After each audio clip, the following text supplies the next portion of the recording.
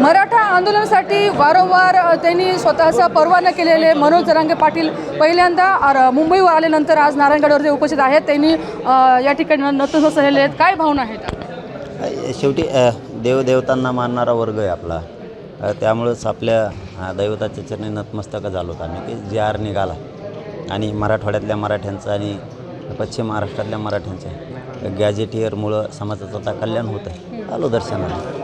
म्हणजे आता जी आपली लढाई होती लढाई पूर्ण झालेली आहे?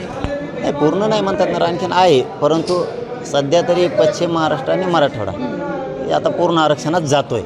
त्यांचे जे आर निघाले, आता काय थोडी राहिली 4% फक्त, 96% लढाई जिंकली आता. हो, पण तुम्ही ज्यांना लहान भाऊ म्हणता हे लहान भाऊ सध्याला दुःखी असल्याचं दिसून येत आहे. ते म्हणताय की मोठे भावानं अन्याय केला लहान भाऊ. लहान भाऊन दवाखान्यात जावा ना, दुखत असलं तर. आजारी असल्यामुळे दवाखान्यात जात असतो.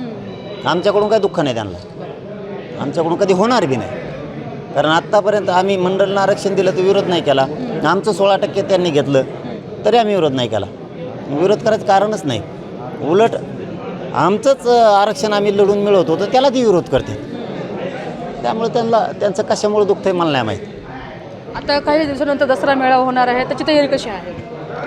बीड जिल्ह्यातला बांधव तयारीला लागेल. आता बैठक घेईन बीड जिल्ह्यातला बांधव सगळा आणि तयारी करतील. पण छोटा मोठा यावर्षी जरा वेळ कमी आहे आमच्याकडं तयारी करायला. त्यामुळे छोटा मोठा जसा होईल तसा 500 असू 5000 असू आपला घ्यायचा, परंपरा टिकवायची. पुढच्या वर्षी बघू मग आणखीन. पण यंदा थोडं वेळच नाही. आता मुंबईहून आल्यामुळं फक्त 1 महिना आहे. राज्यातला मराठा समाज यायचं म्हणल्याच्या नंतर त्याला खूप मोठी तयारी, आधी 2 महिने 3 महिने तयारी करावं लागतं. मात्र राज्यामध्ये असे चर्चा सुरू आहेत की मराठा विरोधामध्ये ओबीसी लढा सुरू झालेला आहे. तुम्ही काय सांगताय? मराठा विरुद्ध ओबीसी कधी होऊच शकत नाही. मराठा आरक्षणाच्या विरोधात 10-5 फक्त ओबीसीचे नेते आहेत, ओबीसी समाज नाही. मग संदेश काय द्याल आता की नाही? पोस्टरवरून कशावर वाद पेटायला सुरू झालेले आहेत? नाही, ते मुद्दाम करते टोळी, परळीची टोळी फक्त टोळी करते. होईल सगळं होईल, ते बी बंदोबस्त होईल. नसन दम निघाला तर होईल, बंदोबस्त होईल. तर आपण पाहू शकतो की या ठिकाणी मनोज जरांगे पाटील यांनी आपल्या ठिकाणी नारायणगडाचे दर्शन घेतलेलं आहे आणि या ठिकाणी पहिल्यांदा आपल्या भावना या ठिकाणी व्यक्त केलेल्या आहेत.